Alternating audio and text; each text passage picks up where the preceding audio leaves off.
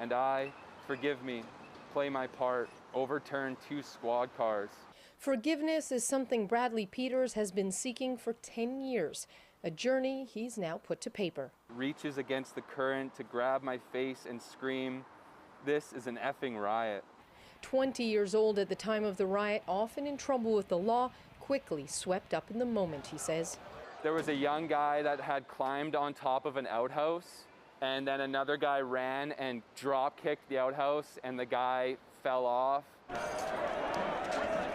He intended to just watch for a few minutes, but he says the mob mentality took over. I kicked the Canada Post glass door. That was my first thing I did. Eventually helped some people flip 2 police cars. Many of those there that night say there was something in the air long before the smoke and tear gas. There was some tension that was building, and certainly by into the final period, you could feel the shift. Paramedic Brian Twaits was embedded with a unit of the police. As a paramedic, putting on a riot helmet with a shield and picking up a shield to protect myself, thinking, wow, what have I got myself into? He spent hours treating everything from sprained ankles to anxiety attacks, while also being a target. Bottles, potted plants, pieces of the fence, of those blue fences they were throwing at us. But in the meantime, it was destruction across the city. You should be ashamed of yourself! But there were those who challenged the mob. I don't know whose car it is, but I'm not leaving this car. You know why? This is Canadian values.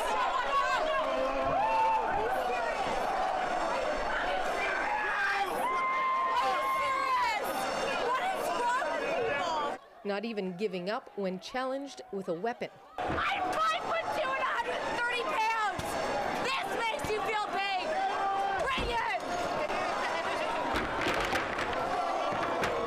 But in the end, they were too much. Window frame came out, someone picked up, lunged at me. I grabbed it, tried to push the people back. The crowd would also be too much for Rob Mackay, who tried to keep people out of the bay. Lucky for him, 2 others stepped up. I think I realized the severity of it as soon as Rob was on the ground and the kicks and the punches didn't stop. So I just kind of walked in. I tried to put my arms around to separate some people. He's getting hit from every side. He goes down. I start running in a little bit faster. At that point, the individual with the can of bear mace was already in the middle of emptying it all over Rob, and there was no turning back. A lifelong friendship created in a moment of chaos. We still know that if I called them and asked them for help, I could almost guarantee that either one of these guys would come up and show up to my house after 5-10 years, no problem.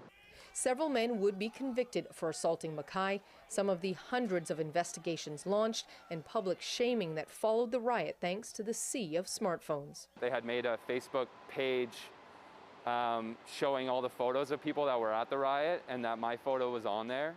Peter spent half an hour riding before going home. He pleaded guilty to participating in a riot. He was sentenced to 4 months in jail because he was on probation at the time. He says he felt more shame for that than for any of the other, possibly worse things he had done in his life. The shame and the embarrassment that I felt from my family, especially my extended family, that was one of the hardest things for me to deal with. The shame from the city, the shame from society as a whole. He says while his jail time was somewhat of a catalyst for him to change his life, he says he was unusually lucky.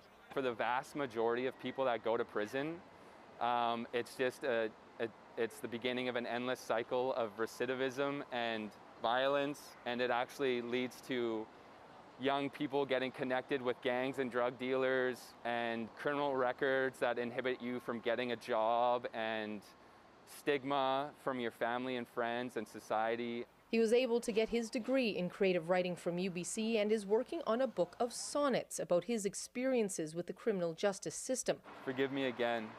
I know I should. I need to repent. Hoping he can be an example that a moment in time like this doesn't have to define you. Susanna De Silva, CBC News, Vancouver.